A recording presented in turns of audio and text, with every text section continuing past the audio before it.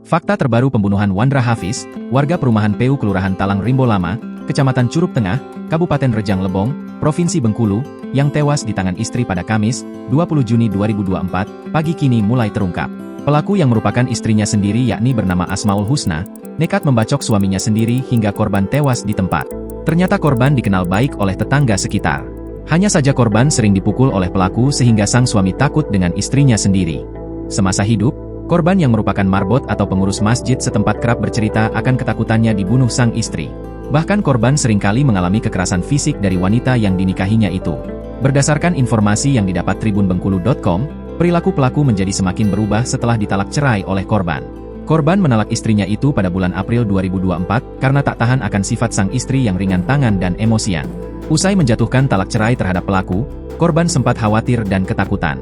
Korban bahkan sempat bercerita dan meminta pertolongan kepada warga dan pemerintah kelurahan setempat. Bukan tanpa alasan, korban takut dibunuh istrinya sendiri karena mulai dari saat itu, sang istri kerap mengancam akan membunuh korban. Para warga sekitar juga mengetahui bahwa semasa hidup korban ini sering dipukuli oleh pelaku. Korban yang sabar biasanya tak membalas dan hanya menerima saja. Tak hanya itu saja, pelaku juga kerap meresahkan warga lainnya dengan tindakan-tindakan di luar batas, seperti membakar pondok, hingga memecahkan jendela kaca rumah tetangga. Tetangga korban, Sairullah mengatakan korban menjatuhkan talak terhadap pelaku karena tak kuat lagi dengan sifatnya. Ia dan beberapa warga lainnya sempat menjadi saksi pada saat itu.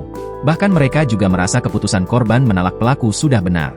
Sempat dia bilang gitu, sesudah korban menalak pelaku dia sempat bilang takut dan meminta bantuan, ucap Sairullah. Ia dan warga setempat berharap agar pihak kepolisian melakukan pemeriksaan intensif terhadap pelaku. Jika memang pelaku menderita gangguan kejiwaan maka ia dan para warga lain berharap pelaku bisa ditangani di tempat khusus. Ia dan warga lainnya sudah kapok dan takut dengan perbuatan pelaku ditambah kasusnya saat ini.